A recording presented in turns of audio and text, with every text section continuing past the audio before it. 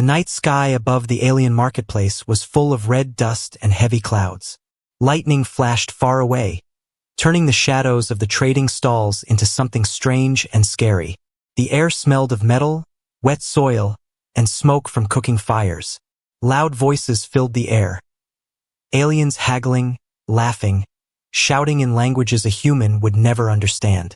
At the center of the market stood a wooden stage covered by a half-broken roof. On that stage was a small iron cage. Inside the cage sat a girl. She was not human. Her silver-blue skin reflected the light like water in the moon. Her long hair, tangled and dirty, fell across her thin face. Her arms were thin like branches, her wrists tied with heavy chains that left red marks on her skin. She looked like someone who had forgotten how to smile, someone who had learned to survive by staying silent. The auctioneer, a tall alien with 4 arms and sharp teeth, hit the bars with a metal stick. Clang! The sound made the girl flinch even though she didn't move her head. "Look here, people!" the auctioneer shouted in a voice that echoed across the market. "A rare catch. Young, healthy enough to work, and exotic. Who wants to take her home?" The crowd came closer. Strange creatures with glowing eyes, long tails, and thick armor-like skin looked at the girl. Some laughed, some made cruel jokes. "She looks weak," one alien said, shaking his head. "Won't last a week," another snorted. "Maybe good for cleaning floors," a third said, and the crowd laughed. The girl kept her head low. She didn't cry. She didn't speak. She had learned long ago that crying only brought punishment, and speaking without permission brought worse. Inside, though, her heart was beating fast. Every time she was sold, she hoped for someone different, someone kind, but hope was dangerous. It hurt worse when it broke. Then, everything went quiet for a moment, because someone new had stepped out of the shadows. He was human. Humans didn't come here often.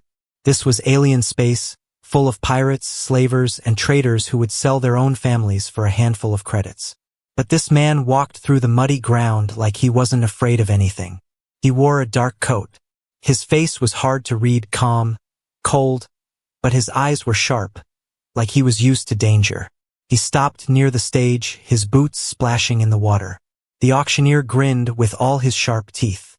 "Ah, a human traveler. Lucky for you, we have a rare beauty tonight. Very cheap, very obedient." The girl raised her head slowly. For the first time in a long time, she met someone's eyes. His were dark and steady, watching her in a way that made her chest feel strange. The bidding began. 100 credits, someone shouted. 200, yelled another, laughing like it was a game. The auctioneer slammed his stick, calling for more offers. The price climbed slowly. No one really wanted her, but they liked the noise, the game, the power of deciding someone's fate. The human stayed silent. Then, when the price reached 500, he finally spoke. His voice was deep, calm, like it didn't belong in this dirty market at all. 5,000.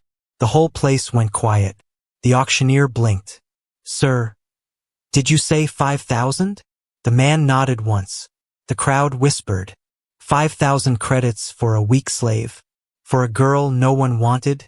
Either this man was rich and stupid, or he had a reason no one could guess. "Sold!" the auctioneer shouted quickly before anyone could change their mind. The cage opened. The girl was pulled out roughly. Her legs were weak and she almost fell. The chain on her neck was handed to the human. The girl waited for the first strike. New masters always hit first. It was how they showed power. Her shoulders shook, but she kept her eyes on the ground. The man looked at the chain for a moment. Then, without a word, he pulled out a knife. Snap! The chain fell into the mud. The girl froze. Masters didn't break chains. Masters didn't set slaves free. "Come," the human said simply. She followed him through the rain, her bare feet cold in the mud, her mind full of questions she didn't dare ask. Behind them, the marketplace lights faded into the night. She didn't know his name. She didn't know where they were going. But deep inside, for the first time in years, she felt something she hadn't felt before. Hope. The rain had stopped by the time they reached the landing field. The human ship stood alone in the dark, its black metal body shining under the dim lights. It looked nothing like the broken pirate ships around it. It was clean, smooth, and silent, like a predator waiting in the shadows. The girl followed the man, still barefoot, her thin feet covered in mud, her torn clothes stuck to her skin from the rain.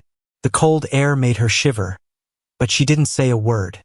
She didn't know if she was allowed to. The man walked ahead, calm and steady. He didn't look back to see if she was coming. Somehow he knew she would. When they reached the ship, the door slid open with a soft hiss.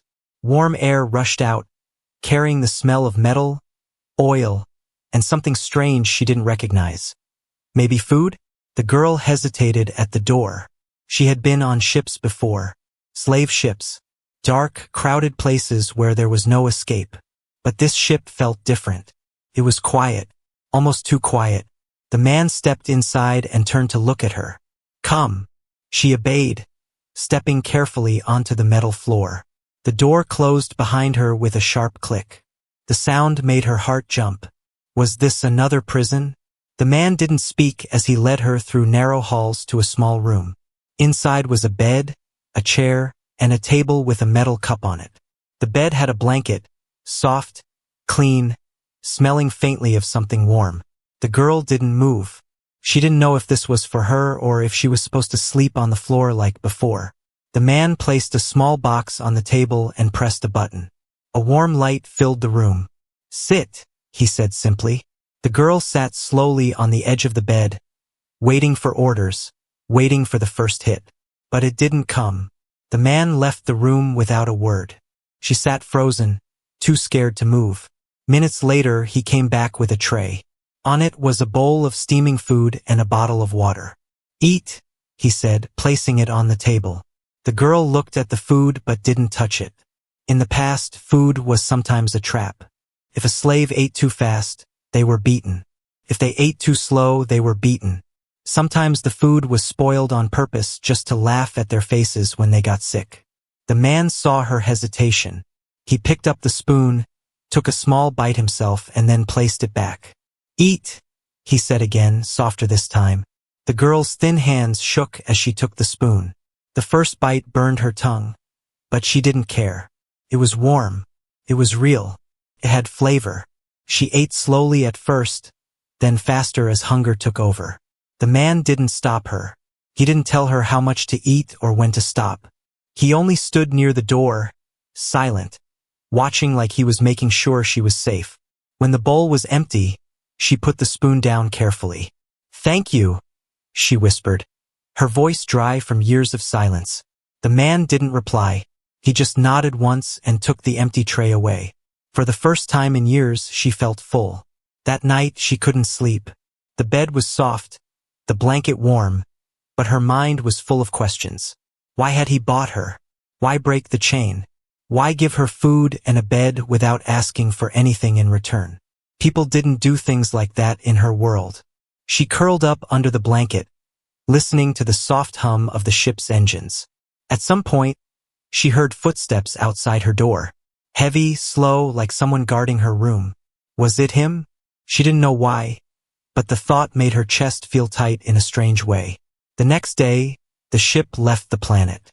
Through the small window, she saw the ground falling away, the marketplace shrinking until it was just a dark stain on the land below.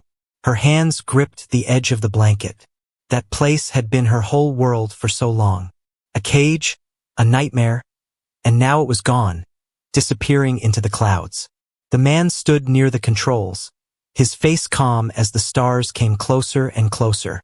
For the first time in her life, the girl wondered if the chains on her heart might one day break too. The ship floated through the black sea of stars, engines humming softly like a heartbeat. Inside, the girl sat on the edge of her bed, her bare feet touching the cold floor. She didn't know what time it was. In the marketplace, there had been no time, only days of hunger, nights of fear, and the sound of chains. Now everything was too quiet. The man had left her alone after the first night. No orders, no shouting, no cruel faces calling her pet. She didn't know what to do with this kind of silence. Her eyes wandered to the door. Stayed shut, but she knew he was out there. Sometimes she heard his footsteps in the hallway. Slow, heavy, like a man used to carrying weapons. Why did he buy her? Why give her food? Why break the chain? Questions circled in her mind like restless birds. Her stomach growled. She wrapped her arms around herself. Back in the market, she had learned to ignore hunger. If you cried for food, you got nothing. If you stole food, you got beaten. Hunger had been her only friend. But now there was food on this ship. Real food. And she didn't know what to do with that either. The door slid open with a soft hiss. She stiffened, eyes lowering to the floor out of habit. The man stepped in carrying a tray. Warm steam rose from it, filling the room with a smell that made her mouth water before she even saw what was on it. He placed the tray on the small table near her bed. Today there was more than just soup. There was bread, fruit, a little piece of something that looked sweet. The girl stared at it but didn't move. "Eat," he said, his voice calm, the same as before. She didn't reach for the food. Her hands stayed tight in her lap. The man frowned slightly, then sat down on the chair across from her. Without a word, he tore a piece of bread and ate it himself. He drank from the same cup of water. Then he leaned back and nodded to the tray. Safe. The girl looked at the bread, at the soup, then at him. He wasn't watching her like the others had. The others had always watched with cruel smiles, enjoying her fear. This man's eyes were different. She picked up the spoon slowly, almost waiting for him to change his mind. When he didn't, she took a tiny bite. Warm, soft, not spoiled, not dirty. The taste hit her so hard she froze, spoon halfway to her mouth. She hadn't eaten real food in years. Her body trembled as she took another bite. And another. The man didn't stop her. He didn't speak at all. He just sat there, quiet, letting her eat like she was someone who mattered. Halfway through the meal, she whispered, her voice shaking, "Why?" The man looked at her. "Why what? Why food?" Her voice was soft, unsure, like a child asking a forbidden question. "Because you're hungry," he said simply. Her hands stopped moving. That answer didn't make sense. People in her life had never given food just because she was hungry. They gave food only if she obeyed, if she worked, if she pleased them. Nobody gave food for free. She finished the soup in silence. Her hands shook as she reached for the small piece of fruit. It was red and round. She had never seen one like it before. "Sweet," the man said. She bit into it carefully. Juice ran down her fingers. The taste exploded in her mouth, and for a moment she closed her eyes because it felt like sunlight on her tongue. When the tray was empty, she pushed it back slowly. "Thank you," she whispered. The man nodded once. He stood, picked up the tray, and walked to the door. Before he left, she asked in a trembling voice, "You master?" He stopped but didn't turn around. "No," he said finally. "Not your master." The door closed behind him. That night, the girl lay awake in her bed. The taste of fruit still lingered on her tongue. Not a master. Then what was he? She thought about the way he had watched the hallway at night, like he was guarding her room. About how he had cut the chain instead of locking it tighter. About how he hadn't asked her for anything. Not work, not obedience, nothing. She didn't understand this man. But for the first time since her planet had fallen, since the soldiers had burned her home and sold her like an animal, she felt the smallest flicker of safety. Scared her, because safety never lasted. The ship moved through the endless dark, stars sliding by like cold, silent witnesses. Inside, everything was quiet except for the low hum of the engines. The girl sat on the edge of her bed, holding the blanket close. She had been on the ship for days now, maybe more. Time felt strange here. There was no sun, no moon, only the soft lights in the ceiling and the quiet man who came with food but few words. He never hurt her. He never raised his voice. He never locked the door. But that only made her more confused. Because kindness was dangerous. Kindness made you hope. And hope, she had learned long ago, always broke into pieces. That morning, or maybe it was night, the man brought her breakfast again. Warm bread, fruit, and something hot to drink. She ate slowly this time, watching him carefully. "Your name?" he asked finally, his voice calm. The girl froze. She hadn't said her name in years. The slavers had called her pet, thing, or sometimes nothing at all. Her real name belonged to another life. A life of sunlight, green fields, laughter in the palace garden. A life burned to ash. She looked down at the floor. "I don't remember," she lied softly. The man didn't push. He just nodded and leaned back in the chair. "You're safe here," he said. Safe. The word felt strange, like speaking in a language she had forgotten. Later, he showed her the rest of the ship. The control room was full of glowing screens and buttons she didn't understand. The kitchen had clean metal shelves and a small machine that made hot meals with the press of a button. There was even a window, wide, clear, showing the stars outside. She stood there for a long time, staring at the endless black ocean dotted with light. On her homeworld, the sky had been blue and full of soft clouds. Now it was gone, like it had never existed. The man watched her from the side but didn't interrupt her thoughts. That night, the dreams came back. She saw fire raining from the sky, soldiers in black armor, her mother screaming, her father holding a sword, shouting for her to run. And then chains. Always chains. She woke up shaking, her breath fast and shallow. The door opened quickly. The man stood there, eyes sharp. "What happened?" The girl shook her head. "Just dream," she whispered. His gaze softened. He didn't ask more. He didn't push. He just left the door open a little so the light from the hallway spilled into her room. She didn't know why, but the small crack of light made it easier to sleep. The next day, something changed. A warning alarm rang across the ship. The girl ran out of her room, heart pounding. The man sat at the controls, his face calm but his eyes sharp as the screens lit up with red symbols. "What's happening?" she asked, her voice trembling. He didn't answer right away. He pressed a few buttons, checked the radar, then said, "Trouble." The ship shook as something exploded outside. The girl grabbed the back of his chair. "Who is it?" The man glanced at her. "People who don't want you alive, I think." Her stomach turned cold. She knew exactly who would want her dead. The soldiers who had burned her world. The ones who wanted her entire family erased. Because if she lived, so did the truth. The man flew the ship like he had done it his whole life. Enemy ships chased them through the asteroid belt, their weapons flashing like angry stars. The girl clung to the chair, her heart hammering. "Hold on," the man said calmly. The ship twisted through narrow gaps between giant spinning rocks. Explosions lit the darkness behind them as enemy fire missed again and again. One ship got too close. The man pressed a button. A hidden gun slid out from the side of his ship. One shot.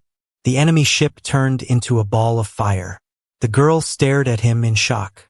He wasn't just a traitor. He wasn't just some traveler. He was dangerous, and he had just risked his life for her. When the fight was over, the man slowed the ship and leaned back in his chair. "They won't follow us now," he said. The girl stood there, shaking. He turned to look at her. "Why are they after you?" Her lips parted, but no words came out. Because telling him meant dragging him into her nightmare. Telling him meant he might leave her like everyone else had. So she looked down at the floor and whispered, "I don't know." A lie. Because deep inside, she knew exactly why they wanted her dead. And she was not ready to tell him. Not yet. The ship floated in silence after the battle, its engines humming softly as it drifted through the stars. Inside, the girl sat on the floor of her room, her knees pulled to her chest. She hadn't spoken since the attack ended. Her mind kept replaying the flashes of light, the screams of burning ships, the way the man's voice had stayed calm through it all. He had saved her life. Again. But now she was afraid. Not of him. Afraid of what would happen if he learned the truth. Because the people chasing them would never stop. Not until she was dead. The man came into her room after a while. He leaned against the doorframe, arms crossed. "They were after you," he said. His voice wasn't angry, just steady. Waiting. The girl kept her eyes on the floor. "Who are they?" he asked. She didn't answer. He took a slow breath. You know, he said quietly. And you're not telling me. Her hands tightened around her knees. He didn't push. He just said, I risked my ship, my life. I think I deserve the truth. His words were calm, but they cut through her like a blade. She looked up slowly. His face was hard to read. He wasn't like the soldiers or the slavers. He wasn't cruel. But he also wasn't someone you could lie to forever. Her voice trembled when she finally spoke. If I tell you, you will leave me. The man's eyes narrowed slightly. Try me. She took a long, shaking breath. The words came out soft, like they hurt to speak. My name is not Pet. He stayed silent, letting her continue. I was born on Lithra, the royal city. My father was king. My mother, queen. The man didn't react, but his eyes sharpened a little. When the soldiers came, she said, voice breaking, they burned everything. The palace, the villages, my parents. They tried to protect me. They hid me in the mountains. But someone betrayed us. The soldiers found me. They killed the guards, killed everyone. But they didn't kill me. She swallowed hard, her hands shaking. They sold me instead. Sold me far away, so no one would know a daughter of Lithra still lived. Her voice fell to a whisper. Because if I live, the people will rise. They will fight back. And the soldiers, they want the throne for themselves. The man was silent for a long time. She watched his face, waiting for him to stand up, to say he wanted nothing to do with this. She was trouble, dangerous trouble, but he didn't leave. Instead, he asked, how many soldiers? She blinked in surprise. What? How many? His tone was calm, like he was planning something in his head. An army, she whispered. They have ships, weapons, everything. The man nodded slowly, like he had expected this. And you, he said, are the last heir. She lowered her eyes. Yes. For a moment, the room was silent except for the soft hum of the ship's engines. Then the man said, no wonder they're hunting you. The girl looked at him with wide eyes. You believe me? He gave a small shrug. I've seen worse things out here. Empires fall all the time. Always someone left running from the fire. She swallowed hard. But you saved me. Twice. Why? He met her eyes. Because no one should live in chains. The girl felt something heavy in her chest crack just a little. For so long, she had been nothing but property. A thing to be owned, traded, beaten, and sold again. She had stopped being a person the day the soldiers dragged her from the palace. And now here was a man who risked his life for her. Not because of her crown, not because of her bloodline, but because he thought no one deserved chains. She didn't know what to say. The man stood. We need to change course, he said. Find somewhere safe before they come again. The girl's voice trembled. There is nowhere safe. They will keep coming. Then we make a plan, he said simply. She looked at him, confused. You would help me? He met her eyes. You think I saved you just to hand you back to them? She opened her mouth, closed it again. No one had ever spoken like that to her. For the first time since her world had burned, she felt a strange heat in her chest. It wasn't fear. It wasn't pain. It was something she hadn't felt in years. Hope. The ship drifted through silent space, far from trade routes and patrol lines. Stars burned cold outside the windows, like distant watchful eyes. Inside, the girl sat at the edge of her bed, hands wrapped around a cup of water the man had given her. She couldn't stop thinking about what he had said before. We make a plan. No one had ever said we to her before. When the soldiers came for her family, she had been told to run, to hide, to survive. When she was sold, people had called her slave, pet, property, but never we. And now this human, this stranger, had risked his life twice for someone he didn't even know. Why? She didn't understand him. The door slid open softly. The man stepped in, his boots making no sound on the metal floor. He carried no weapons this time. We need to talk, he said. The girl nodded slowly. Her chest felt tight. He pulled a chair closer and sat across from her. His face was calm, the same steady look he always had, but his eyes were sharp like he was weighing every word. "You have two choices," he said. The girl's fingers tightened around the cup. He leaned forward slightly. "I can take you to a colony far from here. A place where no one will find you. You can disappear. Start over. Live quietly." Her heart jumped. A safe place. Somewhere the soldiers couldn't reach her. Somewhere without chains, without fear. But he wasn't done. "Or," he said, "you can fight for what was taken from you. Your home, your people, your throne." The words hit her like thunder. She shook her head quickly. "I can't. I'm not." Her voice broke. "I'm not a queen. I'm nothing now." He looked at her for a long moment. "That's what they want you to believe." The girl turned away, staring at the floor. Her heart was a storm. A safe life, or a dangerous fight. She had spent years in chains. Years being told she was weak, useless, worthless. Could she really lead anyone? Could she face the soldiers who had burned her world? She didn't know. The man's voice was steady. "If you run, they win. They'll keep your people under their boots forever." The girl closed her eyes. She could still see her mother's face, the night the palace fell. The way her father had stood with his sword as the doors burned. She remembered the voices of her people screaming as soldiers dragged them away. All because of the throne. All because of her bloodline. She turned back to the man slowly. "If I fight, people will die." He nodded. "Yes, but if you do nothing, more will die. Maybe all of them." Her hands trembled. She had spent so long just trying to survive. She didn't know how to be anything else. But his words cut deep. If she ran, her people would stay in chains. If she fought, there was at least a chance. "Why help me?" she asked finally. Her voice was almost a whisper. The man leaned back in his chair. "Because I've seen what the soldiers do. On other worlds. To other people. I'm tired of watching it happen." She stared at him. "But you're human. This isn't your fight." He met her eyes. "It is now." For a long moment, the only sound was the hum of the engines. Then the girl took a deep, shaking breath. "I don't know how to fight," she admitted softly. "Then I'll teach you," he said. She looked at him, stunned. "You would stay?" He nodded once. "Until the end." Her heart beat faster. For so long, she had been alone. She had learned not to trust anyone, not to hope for rescue, not to dream of freedom. And now this man was saying he would stay, that she wasn't alone anymore. Slowly, she whispered, "Then I choose to fight."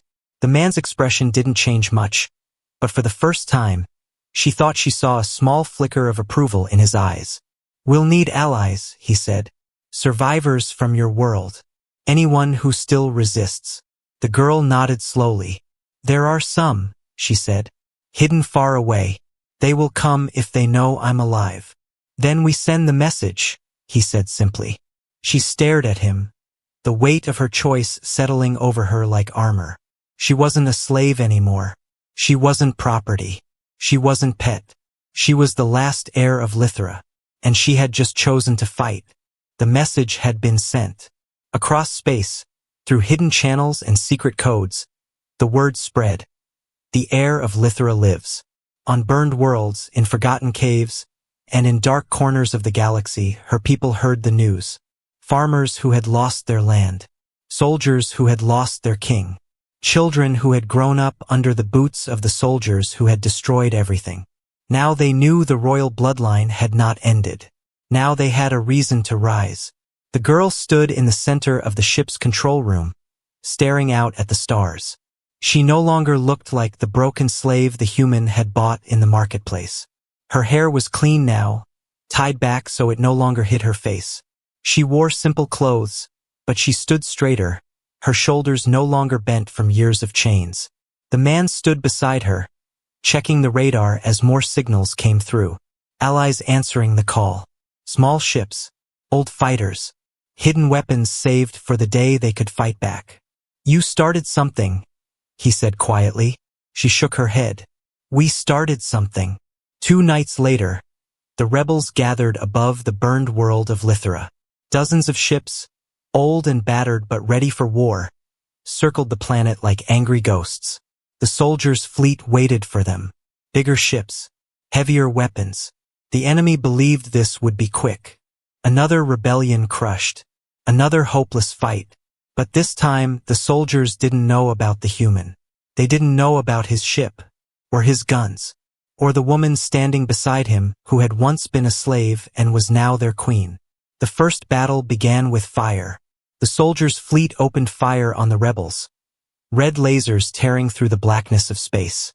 Explosions lit the darkness. The rebels fought back fiercely, ships darting through the chaos like angry hornets.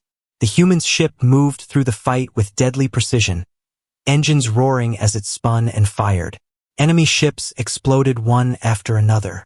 The girl stood behind him, holding the railing tightly. Fear twisted in her stomach, but she didn't run. Not this time. This was her fight now.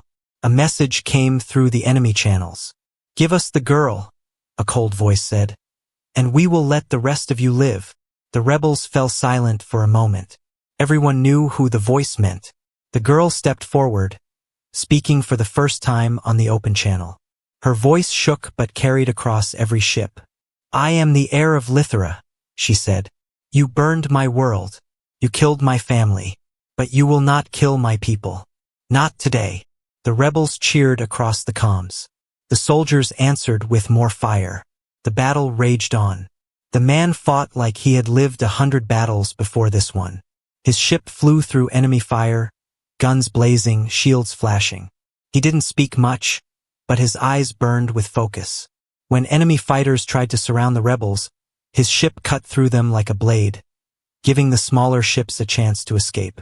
The girl watched him, realizing he had risked everything for this fight. For her, for people who weren't even his own. Hours later, the soldiers' fleet finally broke. Their flagship exploded in a ball of fire. The rest of their ships scattered, retreating into the darkness. The rebels had won. Cheers filled the comms, voices crying out in victory. But the girl stood silent, staring down at the planet below. Her home, burned but not gone, broken but not dead. The rebels landed on the surface. Villages that had been living in fear for years came out to greet them. Farmers, soldiers, children. They knelt when they saw her, their queen, alive after all this time. The girl felt the weight of their eyes on her. She wasn't the scared, chained girl anymore. She was the heir of Lithera. She looked at the man standing beside her. He didn't kneel. He just watched with his usual calm, like he was already planning the next step. "You should stay," one of the rebels told him. "Be part of the new court." The man shook his head. "Not my place. This is her world, not mine." The girl turned to him, her heart heavy. "Will you leave?" He nodded slowly. "My fight was to give you back yours. You don't need me now." But when he turned to go, the girl spoke softly. "You're wrong," she said. "I will always need the man who broke my chains." The rebels cheered again as the flag of Lithera was raised over the palace ruins. The heir had returned, and with her came the promise that no chain would ever hold her people again.